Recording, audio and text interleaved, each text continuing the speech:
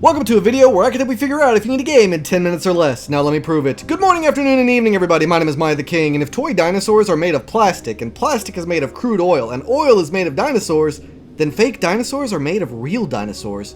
Now then, thank you very much for clicking on this video and sticking around. Today we're taking a look at a game just released on Steam called The Necromancer's Tale. Developed and published by Psychic Software, released not in early access and selling for $25. Which, fun fact, whenever playing games, older games like Diablo or whatever, I always tried to emulate and become a necromancer. I don't know, I just like the idea of summoning hordes of skeletons to fight for me. But anyway, so what even is this game anyway, and is it even worth it? Well, basically, you play as a young lord who discovers his father's passing and thus returns to his hometown to attend the funeral. Upon arriving, however, you discover treachery is afoot and set out to investigate while learning about the darker mysteries of life. Oh, and there's also a bunch of necromancers, zombies, dark lich lords, and other fanciful stuff, but let's move on to the good and the bad, alright? As always, we'll start off with the good I found in the game, and we'll start off first with the sound design. Much like the game I reviewed yesterday, the sound design here is overall fairly well crafted, from the sound effects to the music and even the voice acting. All of it sounded either average or above average. The voice acting was fairly decent in my own personal opinion. I actually liked it. In the year of our Lord, 1701, the Republic of Venice went to war with the sovereign monarchy of Ralston. And it comes here and there throughout the rest of the game. Sometimes great, sometimes poor, but evens out to be decent. The sound effects aren't anything to write home about, but they get the job done, and the music is fairly pleasant and nice to listen to as well. Next up for the positives is the price tag. When I think about everything included here in this game, from the production value and many cutscenes, voice acting, the options of freedom and choice, along with the replayabilities and length of play, plus all the in-depth mechanics, and seeing a price tag like $25 doesn't seem right. $35 maybe, but only $25? That's a steal, and a good one at that. I love that price tag, it's great.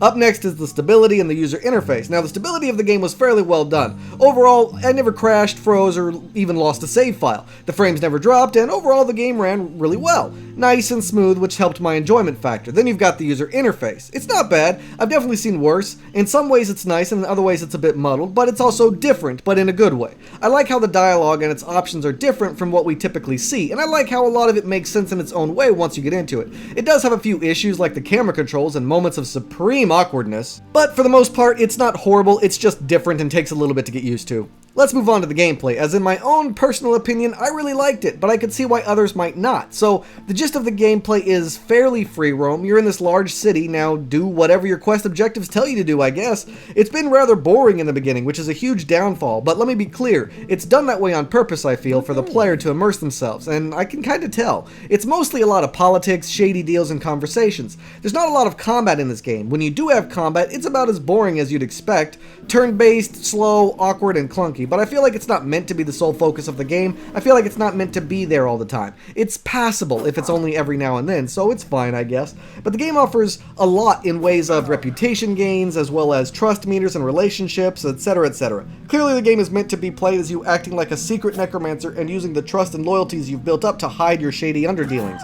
So the majority of the game is like that. But the game also offers unique skills, summoning of undead minions, alchemy and puzzles, and even deciphering ancient texts by combining an old book of unknown origin with a cipher you managed to find by bribing an old man. But let's sum up the gameplay. Little combat, lots of politics, and talking and reading, with a few sprinkles of unique alchemical designs or puzzle-solving paragraphs. That was the gist of my gameplay experience. Perhaps it'll get more interesting, but in the beginning it was excruciatingly slow and rather dull. This is a game that will require you to become invested and patient.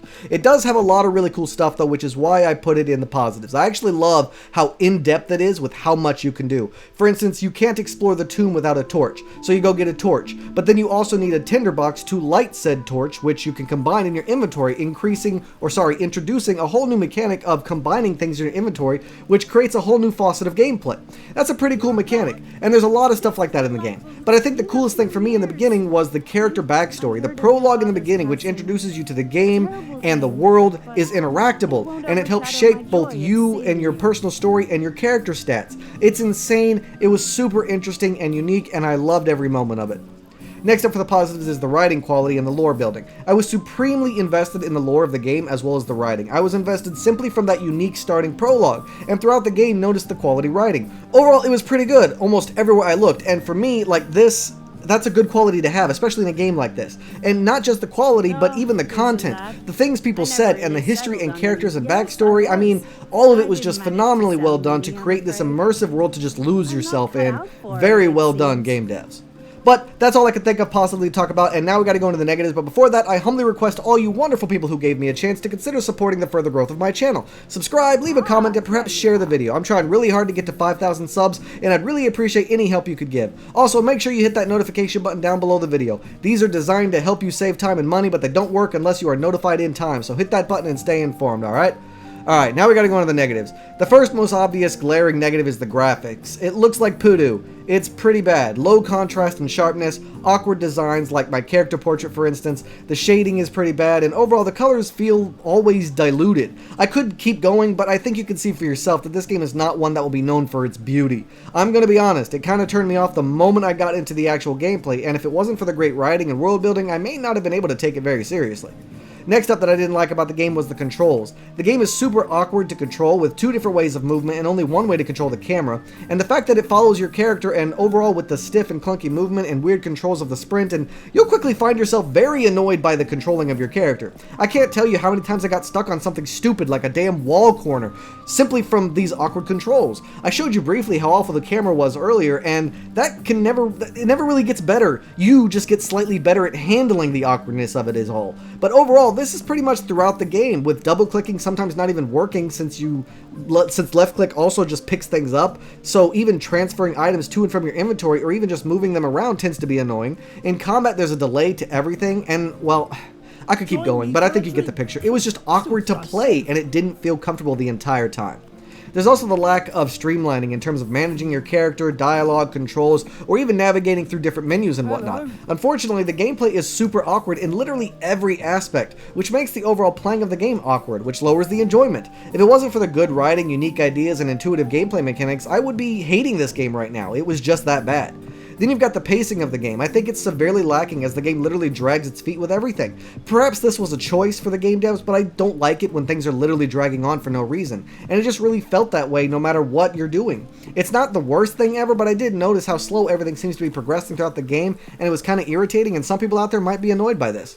But even that's not that big of a deal. I think the only thing that really irritated me was the lack of direction. I absolutely hate it when games give you very little direction, hints, or clues, and this game takes that it takes the cake on that one. It's just like, hey, this guy might know something, so I better go find him, and that's it. Good luck. So now the rest is up to you, and sure, you might be able to use common sense and be like, well, let's go talk to the barkeep and see if they know anything. And yeah, it might lead you somewhere, or it might not, and then you're back to square one. The biggest issue is there's this massive city with tons of people, all with names and dialogue, and tons of stuff to explore and examine literally everywhere. So it's impossible to tell if something is meant for this quest, or meant for something much later, or not meant for one at all. With vague descriptors, vague explanations, and very little information, you'll find yourself floundering. The tutorial was awful and barely taught me anything, and for the most part, I was lost, which really killed my enjoyment, and it normally does so for most games that I play.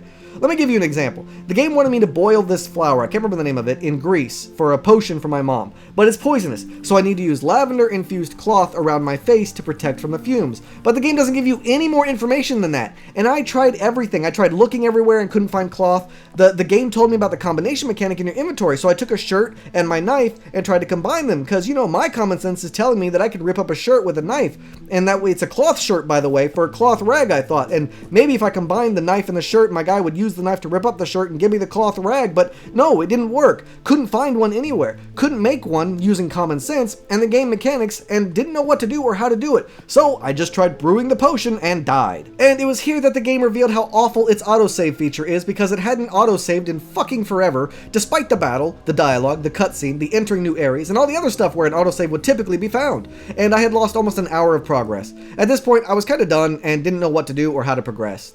Honestly, that's all I really got to say about the game, so what are my final thoughts? Well, the game has a unique idea which I really loved. It's got a unique way of going about it too, by building up relationships and trusts, so, you know, you could be the secret necromancer of the city conducting forbidden experience and really get a good feel for it. But here's the thing, in my first 2 hours of gameplay, not once did I get any indication or hint or clue of being or becoming a necromancer. Didn't even get to experience it because the game really dragged its feet. I've said this a million times, but you really gotta have the best parts of your game showcased in the first 2 hours, or a lot of people are going to get bored and ask for a refund. And they simply didn't do that here. So I didn't even get to experience the premise of this game. I think that perhaps in time this game could get interesting, but it's all too vague and awkward with a shit ton of reading, and I'm firmly under the impression that if it takes me 6 hours, 8 hours, 10 hours to get to the good part of your game, then it's still a failure of a game, because it shouldn't take me 10 hours of time to get to the good part. I don't have that kind of time, and a lot of other people don't either.